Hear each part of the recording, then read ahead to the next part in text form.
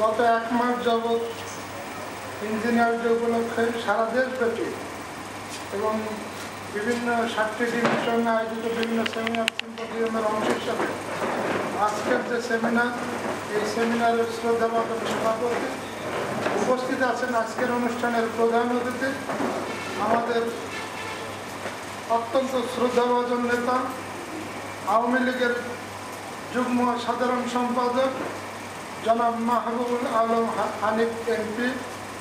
উপস্থিত আছেন আইবির শ্রদ্ধাভাজন প্রেসিডেন্ট প্রকৌশলী কবির আহমেদ ভূঁইয়া, ভাইস প্রেসিডেন্ট নুরুজ্জামান ভাই এবং সিভিল ইঞ্জিনিয়ারিং ডিভিশনের নেতৃবৃন্দ, প্রিয় প্রকৌশলীবৃন্দ, প্রিন্ট এবং ইলেকট্রনিক মিডিয়ার প্রিয় সাংবাদিক ভাইয়েরা। প্রথমে আমার ব্যক্তিগত পক্ষ থেকে এবং ইঞ্জিনিয়ার্স ইনস্টিটিউশনের পক্ষ থেকে আপনাদের সকলকে আন্তরিক ধন্যবাদ জানাই। বিশেষ করে আজকের প্রধান অতিথি আমাদের প্রিয় নেতা আওয়ামী লীগের যুগ্ম সাধারণ সম্পাদক জনাব মাহবুবুল আলম হানিফ ভাইকে আন্তরিক কৃতজ্ঞতা এবং ধন্যবাদ জানাই। গত 7ই মে ইঞ্জিনিয়ার্স ইনস্টিটিউশনের 69তম প্রতিষ্ঠাবার্ষিকী শুরু হয়েছে। সেই থেকে আজ পর্যন্ত আমরা সারা দেশব্যাপী ঢাকা, চিটাগাং, রাজশাহী, খুলনা, কুমিল্লা সহ বগুড়া, রংপুর, দিনাজপুর সব জায়গায় আমরা সেমিনার, সিম্পোজিয়াম, বিভিন্ন অনুষ্ঠানের আয়োজন করে আসছি। এরই মধ্যে ইন্ডিয়ান স্টেট সেন্টার ত্রিপুরার যৌথ উদ্যোগে ঢাকা, কুমিল্লা এবং চিটাগাং বিভিন্ন প্রোগ্রাম করেছে এবং আমরা এর মধ্যে কয়েকটি প্রোগ্রাম করেছিলাম। Power development, Bangladesh, Bhutan, India, Nepal scenario, flood management and sustainable development. আর আজকের যে গত কয়েকদিন আগে আমরা একটা সেমিনার করেছিলাম environmental aspect of Rampal power plant myth and reality.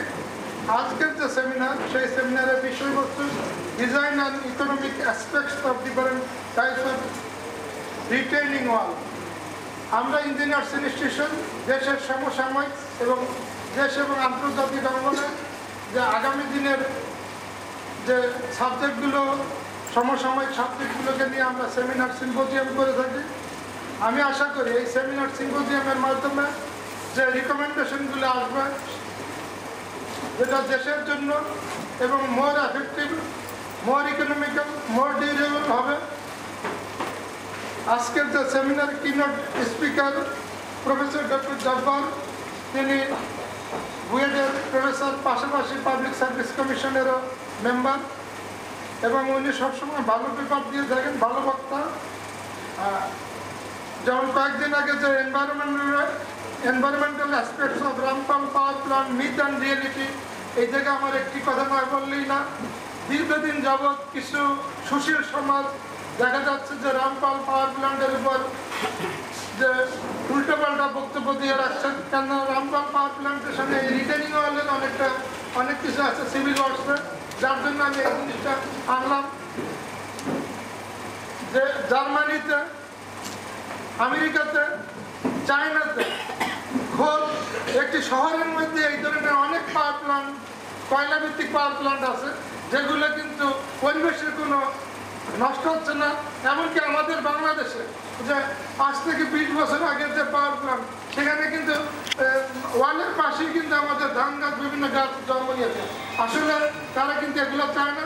তারা আজকের যে উন্নয়নের যে দ্রুতবেগে উন্নয়ন হচ্ছে, সেই উন্নয়নকে বাধাগ্রস্ত করতে চায়। তাই আমি আশা করি আমাদের ইঞ্জিনিয়ার্স ইনস্টিটিউশন মানে সত্য কথা বলতে দ্বিধা করবে না। সত্য জিনিসগুলোকে উদ্ঘাটিত করার জন্য যা যা করা দরকার আমরা ইঞ্জিনিয়ার্স ইনস্টিটিউশন সেই জিনিসগুলো করব দেশের স্বার্থে, জাতির স্বার্থে। আমি আমার বক্তব্য দীর্ঘায়িত না করে আবারও আজকের মাননীয় প্রধান অতিথি আমাদেরকে সময় দিচ্ছেন, এই জন্য আবারও আন্তরিক কৃতজ্ঞতা এবং ধন্যবাদ জানিয়ে আমি আমার বক্তব্য শেষ করছি। ধন্যবাদ সবাইকে।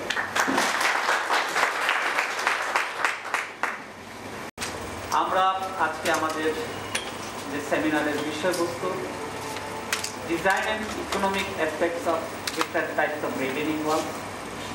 আপনারা যারা উপস্থিত প্রকৌশলীরা আছেন সকলেই জানেন যে রিটেইনিং ওয়ালসের ওয়াইড ভ্যারাইটি অফ ইউজ আমাদের ইনফ্রাস্ট্রাকচার ডেভেলপমেন্ট, বিশেষ করে আমাদের কমিউনিকেশন সেক্টরে রিটেনিং ওয়ালসের যথেষ্ট ব্যবহার, সেটা আমাদের রোড কনস্ট্রাকশনে, ব্রিজ কনস্ট্রাকশনে, এবং অনেক ক্ষেত্রেই আমরা দেখতে পাই যে আমাদের যেটা নদী শাসন বা হিল স্লোপ ম্যানেজমেন্ট ইত্যাদি অনেক ক্ষেত্রেই, বা হিল স্লোপ ফার্মিং ইত্যাদি ক্ষেত্রেও আমাদের রিটেনিং ওয়ালের যথেষ্ট ব্যবহার রয়েছে। আমাদের আজকের যিনি এই সেমিনারের ব্যাপার keynote speaker professor doctor Abdul Jabbar Khan, এই রিটেনিং ওয়ালের উপরে দীর্ঘদিন কাজ করছে।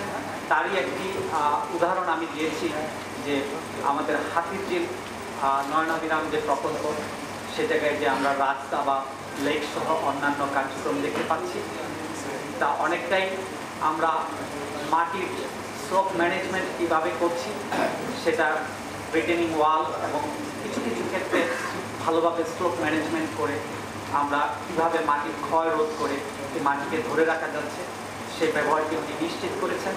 এছাড়াও আমরা এর আগেও দেখেছি যে জুট জিও টেক্সটাইল ব্যবহার করে কীভাবে হিল স্লোপ ম্যানেজমেন্ট করা যায় বা রিভার ব্যাংক প্রোটেকশন করা যায় বা হিল স্লোপে কীভাবে ফার্মিং করা যায় সে বিষয়গুলি আজকে এই সেমিনারে design and economic aspects of retaining walls এর সাথে সাথে উনি আমাদেরকে, আমরা আশা করব যে কনস্ট্রাকশন যে মেথোডোলজি এই রিটেনিং ওয়ালসের আছে সে বিষয়টিও উনি অত্যন্ত সুন্দরভাবে উপস্থাপন করবেন বলে আশা করছি। আমি আমাদের সেমিনারের এখন একেবারে মূল বিষয়বস্তুতে আমাদের আজকের প্রধান আমাদের কিনোট স্পিকারকে অনুরোধ জানাবো ওনার এই সেমিনারের বিষয়বস্তু উপস্থাপন করার জন্য। আমি প্রফেসর ডক্টর আব্দুল জব্বার খান স্যারকে সেমিনারের বিষয়বস্তু উপস্থাপনের জন্য বিনীত অনুরোধ জানাই। সম্মানিত উপস্থিতি,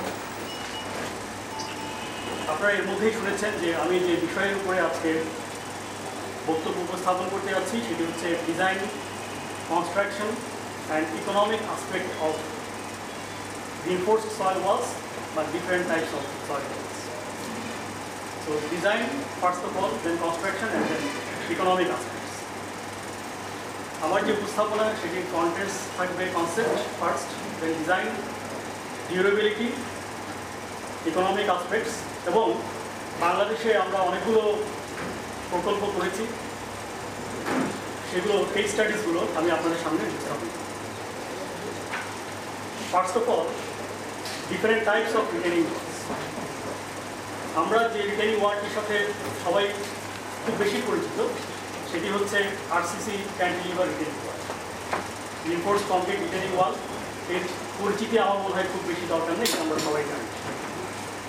যেটা একটু আপনাদের কাছে নতুন মনে হতে পারে, আরেকটি টাইপ অফ রিটেনিং ওয়াল হতে পারে সেটা হচ্ছে মেটাল স্ট্রিপ রিটেনিং ওয়াল। এর প্রত্যেকটি কম্পোনেন্ট আমি আপনাদের সামনে বুঝিয়ে দিচ্ছি।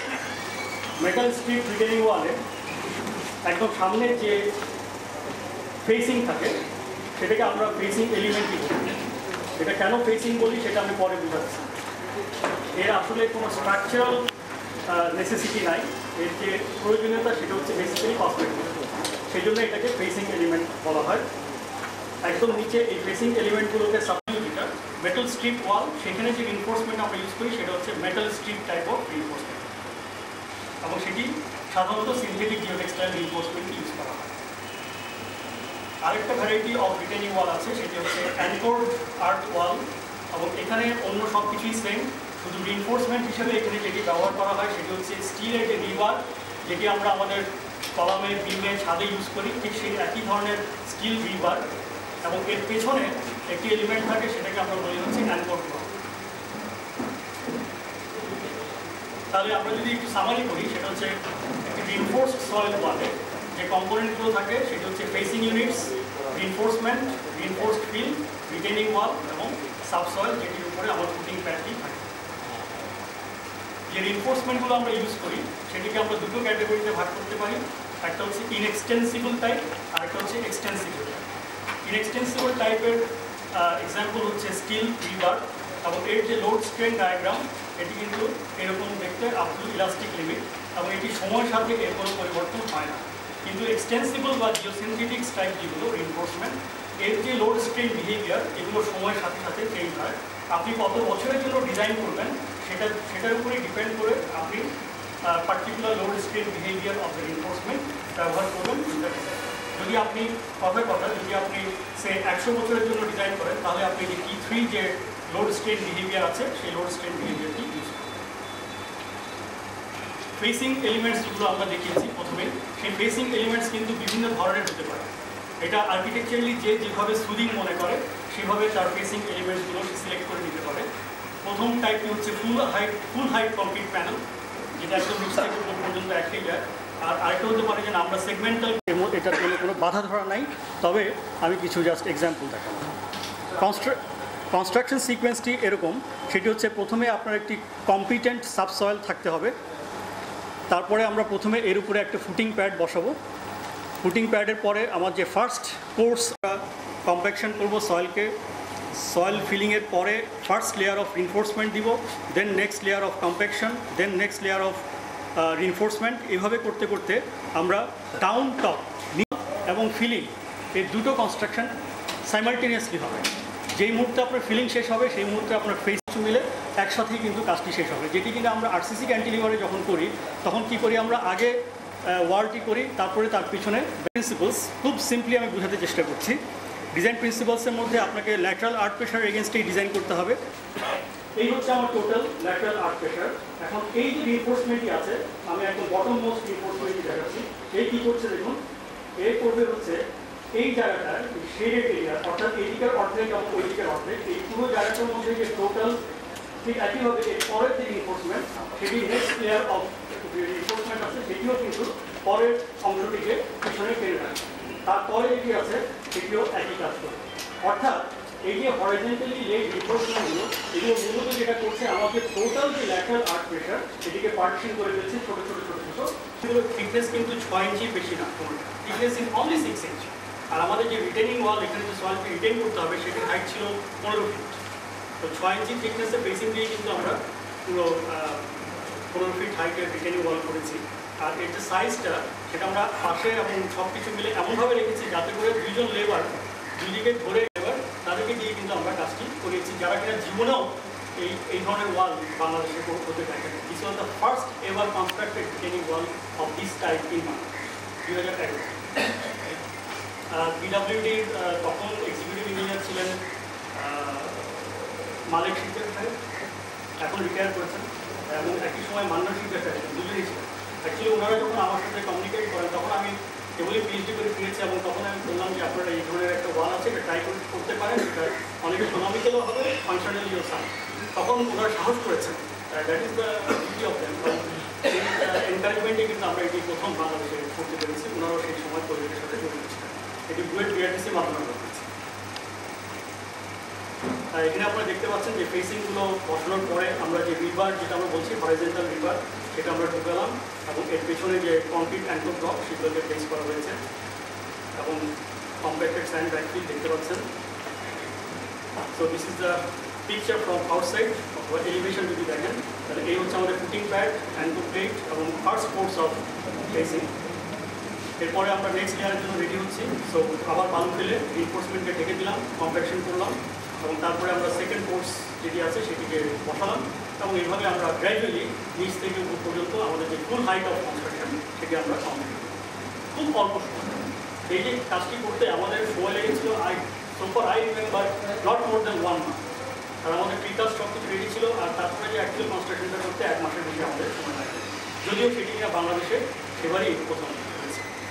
আরেকটি আমি কেস স্টাডি আপনাদের দেখাচ্ছি খুব সংক্ষেপে। বাড়িধারায় একটি বেশ বড় একটি বাড়ি, বিরাট জায়গা, এবং তার যে ব্যাকইয়ার্ড, সেই ব্যাকইয়ার্ডের আপনারা এখানে দেখতে পাচ্ছেন, ব্যাকইয়ার্ডের পরে এখানে একটা রিটেনিং ওয়াল বা বাউন্ডারি ওয়াল ছিল, এবং ব্যাকইয়ার্ডে যে ব্যাকফিলিংটা করা হয়েছিল সেটি প্রায় 12-13 ফিট ব্যাকফিলিং করা হয়েছিল ফ্রম দি অরিজিনাল গ্রাউন্ড। কিছুদিন পরে ওই বাউন্ডারি ওয়ালটা ছিল হচ্ছে অন সিঙ্গেল পাইল। যে বাউন্ডারি ওয়ালটা করা হয়েছে ব্রিক মেসনরি, সিঙ্গেল পাইল, মাঝে মাঝে কলাম ছিল, গ্রেড বিম ছিল, সবই ছিল, সিঙ্গেল পাইলের উপরে করা ছিল। কিছুদিন পরে দেখা গেল যে ওই বাউন্ডারি ওয়ালটা ল্যাটারাল প্রেশারে অনেক জায়গায় এরকম পেটটা মোটা হয়ে গেল। বা বাল্জ করে এই ধরনের ক্র্যাক তার ওয়ালের মধ্যে দেখা যাচ্ছে। এই অবস্থায় আমার সাথে ওনারা যোগাযোগ করলেন।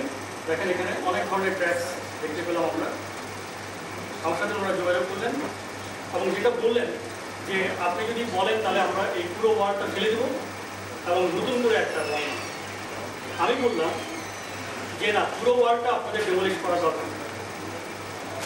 আমরা এই যে ওয়াল যেটি আছে, কারণ আমাদের রিইনফোর্স সয়েলের কনসেপ্টই হচ্ছে যে যখন আমরা হরাইজন্টালি রিইনফোর্সমেন্ট সয়েলের ভিতরে লে করে দেবো, তখন যে lateral earth pressure that will be totally confined or totally taken by the reinforcements. কোনো প্রেশারই আমার ওয়ালে যাবে না। তাহলে আমি যদি ব্যাকফিলটা সরিয়ে সেই ব্যাকফিলটাকে যদি আমি রিইনফোর্সমেন্ট দিয়ে আটকে দিতে পারি, তাহলে তো আমার যে এক্সিস্টিং ওয়াল আছে সেই ওয়ালের উপরে কোনো প্রেশার যাবে না। তো সেই আন্ডারস্ট্যান্ডিং থেকে, সেই কনসেপচুয়াল আন্ডারস্ট্যান্ডিং থেকে আমি যেটি করলাম সেটা হচ্ছে, প্রথমে বললাম যে আপনারা যে মাটিটা আছে সেটা আগে সরিয়ে ফেলেন, এবং সরিয়ে ফেলার পরে অ্যাজ এক্সপেক্টেড কী হবে, একটা ওয়াল এভাবে বাল্জ করে গেছে। তো প্রথমেই তার যে ইলাস্টিক রিবাউন্ড ডিফরমেশন, সেই ইলাস্টিক রিবাউন্ডটা হয়ে গেছে। ওয়ালটা দেখা গেল যে সেই যে 4 ইঞ্চি 5 ইঞ্চি সরে গেছিলো সেটা প্রায় 3 ইঞ্চি রিকভার করেছে। 1 ইঞ্চি মতো তখনও সে বাঁকা ছিল বা একটুখানি খুলেছিল। ঠিক আছে, দ্যাট ইজ অ্যাকসেপ্টেবল, সেটা কোনো সমস্যা নেই। এই অবস্থায় আমরা এক্সকাভেশনটা করে ফেললাম আগে। এক্সকাভেশন করে আপনারা দেখতে পাচ্ছেন এখানে এক্সকাভেশন ওয়ার্ক চলছে। এবং এরপরে আমরা যেটি করলাম সেটি হচ্ছে জিওটেক্সটাইলের একটা লেয়ার এখানে লে করলাম, এবং জিওটেক্সটাইল আর একটু বাড়তি আমরা উপরের দিকে রাখলাম, কারণ আমরা এটিকে র্যাপ করে পরে নিয়ে রাখছি। এবং এরপরে এখানে ব্যাকফিলিংয়ের কাজ করছে। এবং এখানেও দেখেন যে লেবার যারা এখানে ইনভলভ ছিলেন, ওরা কিন্তু কেউ স্কিল্ড লেবার না, যেমন কোনো স্কিল্ড লেবার কিন্তু আমরা এখানে ইনভলভ করি নাই। আপনি যদি মানে কোর্সার স্যান্ড ইউজ করেন তাহলে ফ্রিকশন বেশি পাবেন, সেই ক্ষেত্রে আপনার রিইনফোর্সমেন্টের পরিমাণ কম হয়। আর যদি আপনি ফাইন স্যান্ড ইউজ করেন তাহলে ফ্রিকশনটা কম পাবেন, সেই ক্ষেত্রে আপনার রিইনফোর্সমেন্টের পরিমাণ বেশি। এটুকুই ডিফারেন্স। আর যেটা হলো যে রিইনফোর্স যে রিটেনিং ওয়ালের কথা বলা হচ্ছে, সেটা যেখানে আপনার আমাদের স্পেস লিমিটেড রিটেনিং ওয়ালের ক্ষেত্রে, সেক্ষেত্রে ইউজেবল কিনা, মানে নাকি এটা নিউ কনসেপ্ট? একটু প্রশ্নটা আবার বলেন। বললাম যে আমাদের যে গ্র্যাভিটি রিটেনিং ওয়ালের যেগুলো দেখে আসছে, সেটার রেসপেক্টে যে আমরা যে বর্তমানে যে রিইনফোর্স রিটেনিং ওয়াল যেটা করতে যাচ্ছি, এটা কি যেখানে স্পেস কম, যে আমাদের স্পেসিং কম, সেক্ষেত্রে যেটা ইউজেবল হবে, অথবা কষ্ট কমানোর জন্য আমরা অল্টারনেটিভ হিসেবে ইউজ করতে পারি। এক্স্যাক্টলি, কারণ আপনার যদি আপনি আরসিসি ক্যান্টিলিভার রিটেনিং ওয়াল করেন, সেটার যে বেজের সাইজ সাধারণত যেটা আসে দেখা যায় যে হাইট যতখানি তার চেয়ে বেশি লেগে যায় অনেক ক্ষেত্রে, কারণ ওভারটার্নিং ঠেকানোর জন্য। তা আমি কাঁটাকাটি ব্রিজ চিটাগাংয়ে ওইখানে অ্যাপার্টমেন্টে মানে অ্যাপার্টমেন্ট অলরেডি ক্র্যাক করে গেছে, রোড নেওয়ার পরিস্থিতি ছিল না। বাট ঠিক এই ধরনের টেকনোলজিটাই মানে জাস্ট আপনার ওই জিওটেক্সটাইল দিয়ে ফোল্ড করে আর্থ প্রেশারটাকে কমিয়ে তারপর ওইটাকে সলভ করা হয়েছে আর কি। এইটা খুব সম্ভব মালয়েশিয়ান কোনো প্রেজেন্টার 1999 বইটা একবার সেমিনার করেছিল, সেখান থেকে এই কনসেপ্টটা নেওয়া। দেন আজকে আবার এখানে আসলাম আর কি এই কনসেপ্টের জন্য। তা আপনার এখানে যেটা দেখলাম সেটা মনে হলো যে আপনার রিটেনিং ওয়ালটা যেটুকু রিইনফোর্স পার্ট, এইটাই যেন রিটেনিং ওয়াল। মানে রিটেনিং ওয়াল নর্মালি যে পোর্শনটুকু রিইনফোর্স পার্ট যেটা, এইটাই অ্যাকচুয়ালি গ্র্যাভিটি রিটেনিং ওয়াল হিসেবে কাজ করতে ফাইনালি মনোলিথিক্যালি। কারণ লেফট সাইডে আপনার রাইট সাইডে যে ফিলিং ম্যাটেরিয়াল যেটা, সেটাকে কিন্তু এইটাই কিন্তু টাইমা দিচ্ছে। তার মানে রিইনফোর্স পার্টটাই আসলে অ্যাকচুয়ালি গ্র্যাভিটি রিটেনিং ওয়াল হিসেবে আসছে। এবং প্রশ্নটা হলো আমাদের লেন্থ অফ রিইনফোর্সমেন্ট, এইটা আইদার কি কুলম ওয়েজ অথবা আপনার কি কোনো ফাইয়ের সাথে রিলেশন করে এই লেন্থটাকে ঠিক করতে হবে কিনা, বলে তার কোয়ান্টিফিকেশনটা কি? একদম সিম্পল হচ্ছে আপনার র্যাঙ্কিং স্কেলার সারফেস তৈরি করা। আচ্ছা, এটা বেশ স্ট্যান্ডার্ড এবং ইউনিভার্সিটি অ্যাকসেপ্টেবল। খুব বেশি ডিফারেন্স হয় না। আপনি কুলম সারফেস ধরলে আপনি অ্যাডভান্টেজ পাবেন, র্যাঙ্কিংস ধরলে এটা কনজারভেটিভ হবে। আর লেন্থ অফ রিইনফোর্সমেন্টটা মেইনলি ডিক্টেটেড হবে হচ্ছে যে ফ্রিকশন, যেটা interface friction between soil and reinforcement, সেটা থেকে আপনাকে সাফিসিয়েন্টলি এমবেড করতে হবে উইদিন দ্য প্যাসিভ কনসেপ্ট হচ্ছে, মানে সেখান থেকেই কিন্তু মানে সাফিসিয়েন্ট বলতে এটা তো আসলে ভেগ একটা কথা হলো, মানে আপনাদের কোনো কোয়ান্টিফিকেশন আছে কি? অবশ্যই আছে, আমি সেই মানে যেহেতু ইকুয়েশনগুলো এখানে আসে নাই, থাকলে আমি হয়তো পরে আপনাদের সাথে যোগাযোগ করে দিব। সেটা আছে আর আছে সেটা আমি একটু শর্ট করতে পেরেছিলাম, যার জন্য অনেক কিছু আছে। আচ্ছা ঠিক আছে, আমি দরকার হলে পরে যোগাযোগ, জবরদস্তি তো আমাদের যেটা জানা আছে জয়েন্টে কেমন হবে এইটা একটু দেখলে ভালো হতো। আচ্ছা এটা সেটা আমি এখানে আনি নাই, এটা আসলে একেবারে ক্রিয়েটিভিটির ব্যাপার, যার যার মতো করে সেটা ঠিক করে। সাধারণত যেটা হচ্ছে আমরা যেভাবে আমার অ্যাঙ্কর আছে, এটা হরিজন্টাল রিইনফোর্সমেন্টাল যে বন্ড নেওয়ার জন্য, এটা হরিজন্টাল ফার্স্ট ওই আপনার অ্যাঙ্করে নেবে, কিন্তু এখানে যেটা হচ্ছে সেটা হলো যে এখানে যেটা হলো সেটা হচ্ছে আপনার এই ফার্স্টটাকে নিচে এখানটা প্যাসিভ রেজিস্ট্যান্স, আর আপনি জানতে চাচ্ছেন মেটাল স্ট্রিপ বলে কিন্তু যখন আমি রিইনফোর্সমেন্ট ইউজ করছি, এটা তো আপনার ফিলিং সেন্সের সাথে বা ফিলিং ম্যাটের সাথে তো বন্ড করতেছে না, তাহলে এটা রিইনফোর্সমেন্টটা কিভাবে থাকতেছে যখন প্রেসার ক্রিয়েট করে? এই রিইনফোর্সমেন্টটা বলছেন অ্যাঙ্কর আর্ট বলে না মেটাল স্ট্রিপ বলে? শুধু মেটাল স্ট্রিপ মেটাল স্ট্রিপ বলে কিন্তু দেখেন এখানে কিন্তু স্ট্রিপ কথাটা বলেছে, এবং এটা 3 ডাইমেনশনালি দেখতে এরকম হয়। অনেক রকমের কোশ্চেন করেছেন, আপনি সেগুলি যথাসাধ্য চেষ্টা করেছেন সলিউশন দেওয়ার জন্য। আমাদের সেমিনারের এই পর্যায়ে আমি বক্তব্য রাখার জন্য অনুরোধ জানাচ্ছি ইনস্টিটিউশন অফ ইঞ্জিনিয়ার্স বাংলাদেশের সম্মানিত ভাইস প্রেসিডেন্ট এইচআরডি প্রকৌশলী মোহাম্মদ নুরুজ্জামান সংক্ষিপ্ত বক্তব্য রাখার জন্য অনুরোধ জানাচ্ছি। সিভিল ইঞ্জিনিয়ারিং ডিভিশন কর্তৃক আজকের এই সেমিনারের সভাপতি, মঞ্চে উপবিষ্ট মাহবুবুর রহমান হাজবেন্ডি, বাংলাদেশ আওয়ামী লীগের যুগ্ম সম্পাদক, আইনি প্রেসিডেন্ট, সম্মানিত সাধারণ সংগঠনবৃন্দ, মঞ্চের সামনে উপবিষ্ট আমাদের বিভিন্ন পর্যায়ের প্রকৌশলীবৃন্দ, ইসলাম আলাইকুম। আসলে আমরা সেমিনার সবসময় করে থাকি, আর আমাদের যে এই মে মাসটা পুরো মাসটাই আমরা সেমিনারের মাধ্যমে আছি। আমরা সবসময় সরকারের বিভিন্ন উন্নয়নমূলক কাজের টেকনিক্যাল সাপোর্টটা দিয়ে থাকি, এবং আমি আজকে যিনি প্রধান অতিথি আছেন উনি পলিসি মেকিং থাকেন, ওনার কাছে নিবেদন আবেদন থাকবে আমরা যেসব রিকমেন্ডেশন দেই সেটা যাতে সরকারের সঙ্গে আমরা সেগুলো যাতে কার্যকরী হয় সেদিকে উনি লক্ষ্য রাখবেন। আমাদের প্রকৌশলীর যে বহু সমস্যা আছে, আমি এই পর্যায়ে সেটা বলতে চাচ্ছি না, উনি আমাদের নেতা আসছেন এখানে।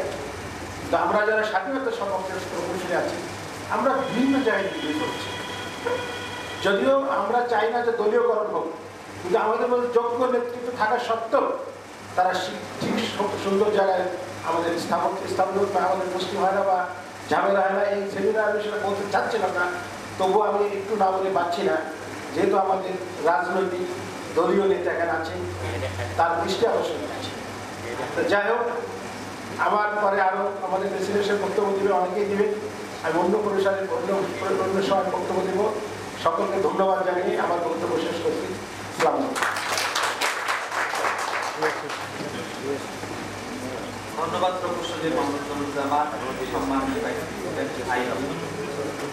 সিভিল ইঞ্জিনিয়ারিং ডিভিশনের আজকের এই সেমিনারে আমাদের মাঝে আরও অনেক উপস্থিত আছেন ইনস্টিটিউশন অফ ইঞ্জিনিয়ার বাংলাদেশের সম্মানিত ভাইস প্রেসিডেন্ট খন্দকার মঞ্জুর হোসেন, একাডেমিক অ্যাডমিন উপস্থিত আছেন আমাদের সম্মানিত সহসাধারণ সম্পাদক প্রকৌশলী আছেন মঞ্জুরুল হক মঞ্জুর, প্রকৌশলী মোহাম্মদ মোজাম্মেল, ঢাকা কেন্দ্রের ভাইস চেয়ারম্যান প্রকৌশলী মোহাম্মদ নজরুল ইসলাম মিয়া, এবং মেকানিক্যাল ইঞ্জিনিয়ারিং সেক্রেটারি প্রকৌশলী মোহাম্মদ মনিরুজ্জামান সহ ইনস্টিটিউশন অফ ইঞ্জিনিয়ার বাংলাদেশের অন্যান্য নেতৃবৃন্দ।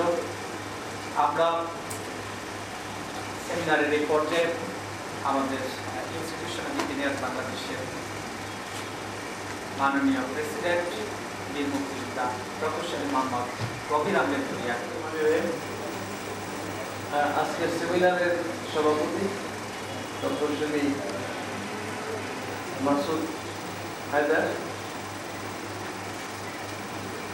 অনুষ্ঠানের প্রধান অতিথি মাহবুবুল আলম হালিম এমপি, আওয়ামী লীগের যুগ্ম সাধারণ সম্পাদক, আইবির সম্মানিত সাধারণ সম্পাদক আব্দুল সবুজ, মঞ্চে উপবিষ্ট অন্যান্য অতিথিবৃন্দ এবং আজকের প্রবন্ধ প্রস্তাবক ডক্টর আব্দুল জব্বার খান এবং উপস্থিত শরীর প্রকৌশলী বৃন্দ, আসসালামু আলাইকুম।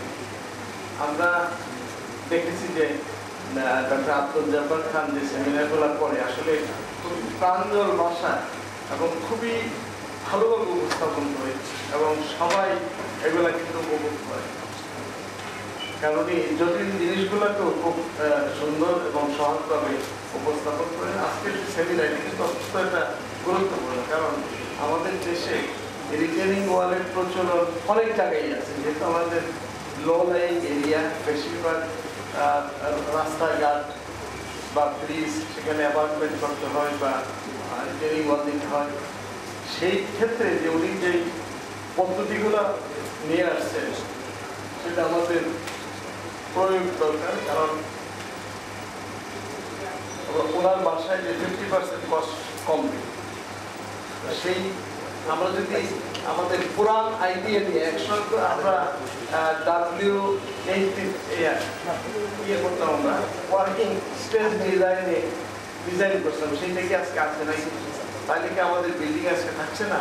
আজকে যদি আমাদের পুরানো সিস্টেমে করতাম WHD, তাহলে তো আমরা এই 20-30-40 তলা বিল্ডিং করা যেত না, তার যে বিল কলাপের সাইজ আসতো।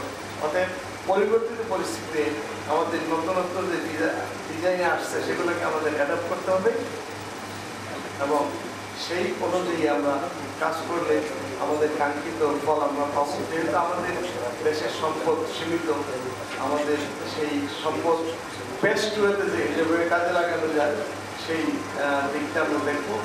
সেই ক্ষেত্রে আমি ওনাকে সাধুবাদ জানাই যে উনি এই যে সয়েল স্টেবিলাইজেশনে নতুন নতুন কিছু এক্সপেরিমেন্ট বা প্র্যাকটিক্যাল কাজ করেছেন, যেটা আমাদের ইঞ্জিনিয়ারদের জন্য কাজে লাগবে। আমি আমার বক্তৃতা না বাড়িয়ে উপস্থিত সবাইকে ধন্যবাদ জানিয়ে আমার বক্তৃতা শেষ করছি। জয় বাংলা, জয় বঙ্গবন্ধু, বাংলাদেশ চির জীবন। আমরা সেমিনারের রিপোর্টে আপনারা জানেন যে ইনস্টিটিউশন অফ ইঞ্জিনিয়ার্স বাংলাদেশ 1948 সাল থেকে শুরু করেছে। আমাদের 69তম প্রতিষ্ঠা বার্ষিকী উপলক্ষে সিভিল ইঞ্জিনিয়ারিং ডিভিশনের এই সেমিনারের আয়োজন। সেমিনারের এ পর্যায়ে আমরা যার জন্য খুব কাঙ্ক্ষিতভাবে সবাই অপেক্ষা করছি, যার মুখ থেকে কিছু শোনার জন্য। 11 পরবর্তীতে বাংলাদেশের জাতীয় রাজনীতিতে যিনি অত্যন্ত গুরুত্বপূর্ণ ভূমিকা পালন করেছেন এবং বাংলাদেশ আওয়ামী লীগের দুইবারের যুগ্ম সাধারণ সম্পাদক হিসেবে যিনি জাতীয় নেতার মতো বাংলাদেশের উন্নয়ন কার্যক্রমকে অগ্রগতির দিকে নিয়ে যাচ্ছেন, আমাদের সেই জাতীয় নেতা আজকের অনুষ্ঠানের এই সেমিনারের প্রধান অতিথি জনাব মাহমুদুল আলম হানিফ এমপি, বাংলাদেশ আওয়ামী লীগের যুগ্ম সাধারণ সম্পাদক। Engineers Institution Ireland, design and image aspects of different types of retaining wall. আজকে সেমিনারে সম্মানিত সভাপতি ইঞ্জিনিয়ার মোহাম্মদ আলী মাসুদ ভাইয়া, আজকে তিনি স্পেশাল গেস্ট হিসাবে বক্তব্য দিয়েছেন আমাদের সকলের পরিচিত আইবি সভাপতি ইঞ্জিনিয়ার মোহাম্মদ কবির আহমেদ জেলা। কিনোট স্পিকার হিসাবে আমাদের এখানে অত্যন্ত চমৎকার ট্রেনিং ওয়ার্ক সম্বন্ধে অনেক বিস্তারিত বক্তব্য গ্রহণ করেছেন প্রফেসর ডক্টর আব্দুল জব্বার খান। আজকে এখানে আমাদের ওয়েলকাম অ্যাড্রেস করেছেন ইঞ্জিনিয়ার মোহাম্মদ আব্দুল সবুর, বাংলাদেশ আওয়ামী লীগ কেন্দ্রীয় কমিটি শিল্প বাণিজ্য বিষয়ক সম্পাদক, বিজ্ঞাপন বিষয়ক সম্পাদক ইঞ্জিনিয়ার মোহাম্মদ আব্দুল সবুর। উপস্থিত আমাদের আমন্ত্রিত অতিথিবৃন্দ, সুধীবৃন্দ, সকলকে জানাই বাংলাদেশ আওয়ামী লীগের পক্ষ থেকে আন্তরিক অভিনন্দন শুভেচ্ছা। আমি আসলে ভাবছিলাম এই অনুষ্ঠানে আমার উপস্থিতিটা কতখানি যৌক্তিক, কারণ আমি নিজে ইঞ্জিনিয়ার না। এখানে সেমিনারটা হচ্ছিল আসলে সিভিল ইঞ্জিনিয়ারের উপরে একটা সাবজেক্ট রিটেনিং ওয়াল। এর কিছুই আমার পক্ষে বোধগম্য করার সুযোগ নেই। তারপরেও এখানে যখন ডক্টর জব্বার সাহেব উনি যখন ওনার বক্তব্য উপস্থাপন করছিলেন, তাহলে আমার মনে হচ্ছে যে রিটেনিং ওয়ালটা কনস্ট্রাকশন কাজের জন্য, বিশেষ করে বাড়ি বানানোর সময়, ব্রিজ বানানোর সময়, কালভার্ট তৈরি বা বড় এনভায়রনমেন্ট তৈরির সময় এটা একটা অত্যন্ত গুরুত্বপূর্ণ অংশ হিসাবে কাজ করে। রিটেনিং ওয়ালের অনেক গুরুত্ব আছে, সেটা এখানে বসে বসে দেখলাম। আমি এর আগে একবার দেখেছিলাম বা শুনেছিলাম, যখন কিছুদিন আগে আমাদের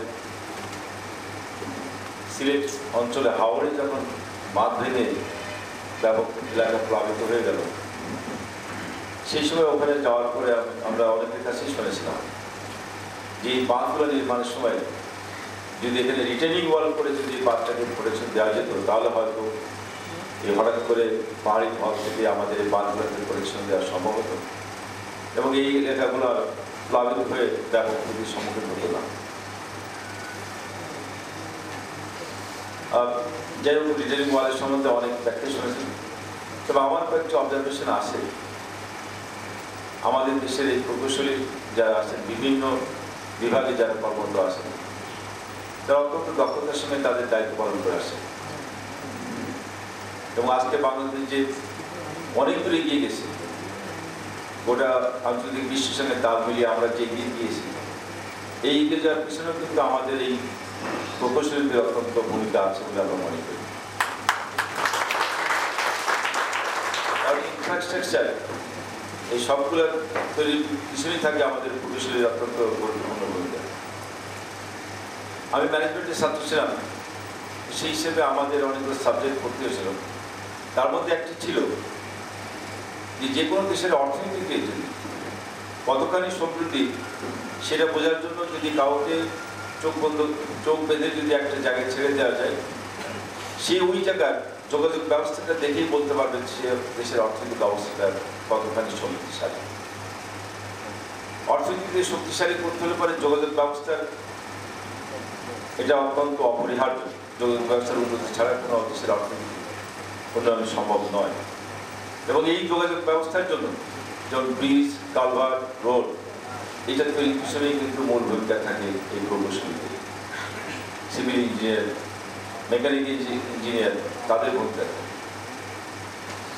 আমরা মাঝে মধ্যে কিন্তু একটু অনেক সময় একটু অভিযোগ করি, যেমন আমি একটু আগেই কবির ভাইয়ের সঙ্গে আলাদা বলছিলাম যে আমাদের প্রকৌশলীদের অনেক দক্ষতার আমরা গল্প শুনেছি, তাদের অনেক মেধার আমরা কথা শুনেছি, অথচ আমরা দেখি যখন পত্রিকায় লেখা হয় যে আমাদের একটা রাস্তা তৈরি করতে যেখানে আন্তর্জাতিক অঙ্গনে বেশ করে এশিয়াতে যে রাস্তা তৈরি করতে 25 থেকে 30 কোটি টাকা খরচ হয়, সেই রাস্তাটার সম্বন্ধে যখন 90 কোটি টাকা খরচ দেখানো হয়, আমরা সেই সময় জনগণের কাছে অনেকটা বিপদের মুখে পড়তে হয়। এর কারণটা, এর ব্যাখ্যাটা, এটা অবশ্য কবি সাহেব বলেছেন যে এটা ইন্টারন্যাশনাল কনসালটেন্ট যারা আছেন তারাই ডিজাইন করেছেন, তারাই ডিজাইন করে বিদেশি অর্থনীতি কাজ করে যান, এটা তারাই ভালো ব্যাখ্যা দিতে পারে। আমরা আবার এটাও দেখি যে আমাদের যে হাইওয়েগুলো তৈরি হয়, যেমন ঢাকা চিটাগাং 4 লেন হয়েছে, আমরা এটা অনেক গর্ব করে বলি যে এটা আমাদের দেশে একটা মাইল ফলক হিসাবে থাকবে যোগাযোগ ব্যবস্থায়। কিন্তু এই 4 লেনটা যেটা হয়েছে এটা হাইওয়ে হিসাবে আমি মনে করি যে এটা ঠিক হাইওয়ে পর্যায়ে পড়ে। হাইওয়ে আমরা দেখেছি, আমরা ওয়েস্টার্ন কান্ট্রিতে, পশ্চিমা বিশ্বে দেখেছি, আমেরিকা, কানাডা বা উন্নত দেশগুলো, ইউরোপের অনেক দেশে দেখেছি। এমনকি আমাদের পার্শ্ববর্তী রাষ্ট্র ভারতের কিছু কিছু জায়গায় হাইওয়ে তৈরি হয়েছে। হাইওয়েতে কোনো স্টপেজ হতে পারে না, হাইওয়ে কোনো সেকশন হতে পারে না, হাইওয়েতে কোনো ক্রসিং নেই, অথচ আমাদের এখানে যেটা বলা হয় হাইওয়ে, এটা কোনো হাইওয়ের মধ্যেই করতে পারে না। হাইওয়েতে সবসময় দেখা যায় যে ক্রসিং সেকশন এগুলোকে বাদ দেওয়া হয়। আদান করে গেছেন, আমি আমার বক্তব্যের মধ্যে শেষ করে দিই।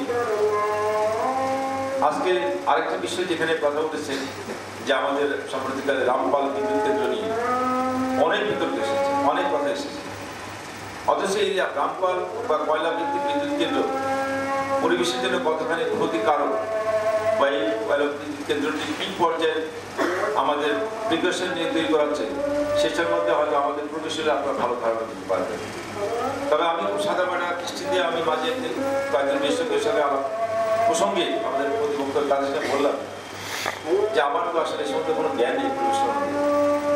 আপনারা যারা জ্ঞানী এই সম্বন্ধে ঘাটাঘাটি করেন আপনারা ভালো জানেন। তবে আমি দেখি আমার বড় পুকুরিয়া কলাঘরের কাছে ওখানে একটা বিদ্যুৎ কেন্দ্র আছে পরিবেশ, সেখানে যতটুকু আমি খোঁজ নিয়েছি ওখানে কিন্তু ফসলও হচ্ছে খেতে, গাছালিও আছে, পরিবেশের কোনো ক্ষতি হয়েছে এরকম কোনো খবর আমরা শুনতে পাই না। তাহলে আমাদের সামনেই তো একটা এক্সাম্পল আছে আমার দেশে। আমার তো আমেরিকা, কানাডা বা জার্মানিতে যাওয়ার প্রয়োজন হচ্ছে না। এবং সবচেয়ে আরেকটা বিষয় আমি সেদিকে আমাদের একজন বিশ্বকে আমি বললাম যে এই বাংলাদেশে পাকিস্তান আমলে একটি কয়লা ভিত্তিক পাওয়ার বিদ্যুৎ কেন্দ্র ছিল, সেই বিদ্যুৎ কেন্দ্র হচ্ছে কুষ্টিয়ার ভেড়ামারায়। এবং দুর্ভাগ্যজনকভাবে ওই ভেড়ামারায় আমার বাড়ি, এবং যে ইউনিয়নে বিদ্যুৎ কেন্দ্র সেই ইউনিয়নই আমার বাড়ি। তা আমি আমার আত্মীয় স্বজন, আমার দাদা দাদি বা আমার নেতৃত্ব সকলেই ওখানে বাস। আমরা মাঝে মধ্যে ওখানে ছুটির সময় যেতাম দেশের বাড়িতে। ওই বিদ্যুৎ কেন্দ্রের আশেপাশে কিন্তু যে জমিগুলো সেগুলো সবচেয়ে উর্বর জমি হিসেবে এলাকায় চিহ্নিত, আমাদের ফসলগুলো ওখান থেকে হতো। আমি কখনো শুনিনি যে এই কয়লা বিদ্যুৎ কেন্দ্রের কারণে ওই জায়গায় ফসলের কোনো ক্ষতি হয়েছে বা ওই এলাকার আমাদের আত্মীয় স্বজন তারা ক্ষতিগ্রস্ত হয়েছে বা গাছ নষ্ট হয়েছে শুনি নেই। তবে আমি একটু রসিকতা বললাম, একটা ইম্প্যাক্ট হয়তো হয়েছে, সেটা হচ্ছে আমাদের রোগটা একটু কালো হয়েছে, এইটুকু হয়তো ইম্প্যাক্ট হয়েছে। এছাড়া তো আর আমার কোনো আমি দেখি নাই যে এর প্রভাবটা কি আসে। তো সেই জায়গায় রামপাল বিদ্যুৎ কেন্দ্রটা আমরা আল্ট্রা সুপার ক্রিটিক্যাল থার্মাল ওখানে পাওয়ার প্ল্যান্ট হচ্ছে, এটা আরও অনেক প্রিকশন নেওয়া হয়েছে। তো সেখানে পরিবেশের কী ক্ষতি হতে পারে এটা আমার বোধগম্য নয়। তা আপনারা যারা প্রকৌশলী আসেন, আপনারা যারা এই ব্যাপারে আপনাদের জ্ঞানটা অনেক বেশি, আপনারা এই ব্যাপারে যদি মুখ খুলে আপনারা যদি বলতে বলেন, তাহলে যারা আজকে এই বিদ্যুৎ কেন্দ্র বা দেশের উন্নয়ন নিয়ে এই যে বিভিন্ন অজুহাত দিয়ে যারা বাধাগ্রস্ত করার চেষ্টা করছেন, এটা কোনো না কোনো এজেন্ডা বাস্তবায়নের জন্যই তারা করছেন। কার এজেন্ডা বাস্তবায়ন করছেন তারাই ভালো বলতে পারবেন। তবে এটা যে দেশের উন্নয়নের ক্ষেত্রে বাধাগ্রস্ত করার জন্য তাদের এই পরিকল্পনা, এতে কোনো সন্দেহ নেই। তাদের এই বাধাগ্রস্ত করার তাদের চেষ্টাটা নস্যাৎ করে দিতে পারেন আপনারা যারা প্রকৌশলী আসেন। আমি আশা করি আমাদের প্রকৌশলী ভাইরা, আপনারা আমাদের বর্তমান সরকার জননেত্রী শেখ হাসিনার নেতৃত্বে দেশ যেভাবে এগিয়ে যাচ্ছে, বাংলাদেশের মানুষ নতুন করে যে আশার বুক বেঁধেছে, বাংলাদেশের মানুষ যে নতুন করে স্বপ্ন দেখছে, এই দরিদ্র বাংলাদেশ যে বাংলাদেশে একসময় ব্যর্থ রাষ্ট্রের দিকে চলে গিয়েছিল, ব্যর্থ রাষ্ট্রে পরিণত হয়ে গিয়েছিল, যে বাংলাদেশে একসময় সন্ত্রাস প্রবৃত্ত বাংলাদেশ হয়ে গিয়েছিল, এই আশাহীন অন্ধকারে তুলে যা বাংলাদেশকে শেখ হাসিনা আজকে আলোর পথে টেনে নিয়ে এসেছেন। আজকে নতুন করে স্বপ্ন দেখিয়েছেন, আমরা দরিদ্র থেকে আমরা নিম্ন মধ্যমায়ের দেশে উপনীত হয়েছি। আমাদের লক্ষ্য 2021 মধ্যে মধ্যমায়ের দেশ, আমাদের লক্ষ্য 2041 মধ্যে উন্নত সমৃদ্ধি আত্মমর্যাদাশীল জাতি হিসেবে গড়ে তোলা। সেই জাতি গড়ার ক্ষেত্রে আমার প্রকৌশলী ভাইয়েরা সবচেয়ে বেশি অবদান রাখতে পারেন, গুরুত্বপূর্ণ ভূমিকা রাখবেন। এই প্রত্যাশা নিয়ে আপনাদের সঙ্গে ধন্যবাদ দিয়ে আমরা শেষ করছি। জয় বাংলা, জয় বাংলা। আমরা এই ধরনের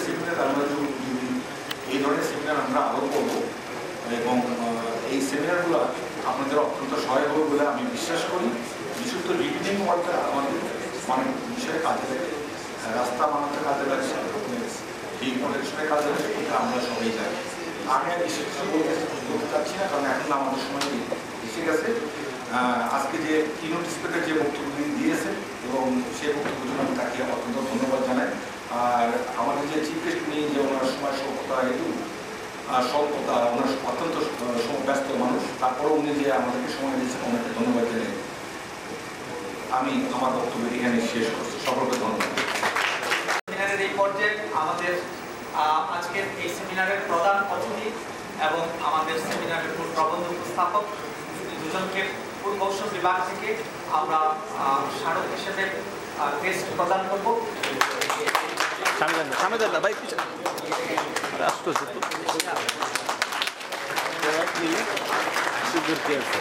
আপনি বললেই তো সরে আসছে।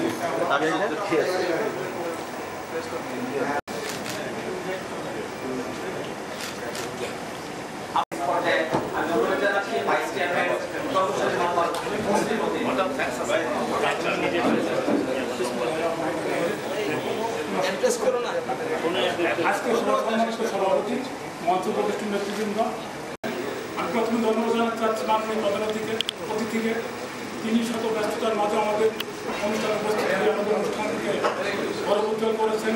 তাই শিশু এডুকেশনের পক্ষ থেকে আমি ওনাকে ধন্যবাদ এবং কৃতজ্ঞতা জানাচ্ছি।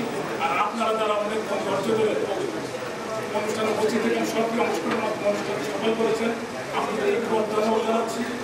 আর তিনি স্পিকার অত্যন্ত চমৎকার ভাষায় তার বক্তব্য স্থাপন করার জন্য ওনাকে ধন্যবাদ জানাচ্ছি। প্রিয় সাংবাদিক ভাইয়েরা অনেক কষ্ট করে এই আমাদের অনুষ্ঠানকে সম্প্রচার লক্ষ্যে কাজ করেছেন, তাদেরকে ধন্যবাদ জানাচ্ছি। আপনারা সবাই ভালো থাকুন, সুস্থ থাকুন, এই কামনায় আমার সংক্ষিপ্ত ভোট অফ থ্যাঙ্কস এখানে শেষ করছি।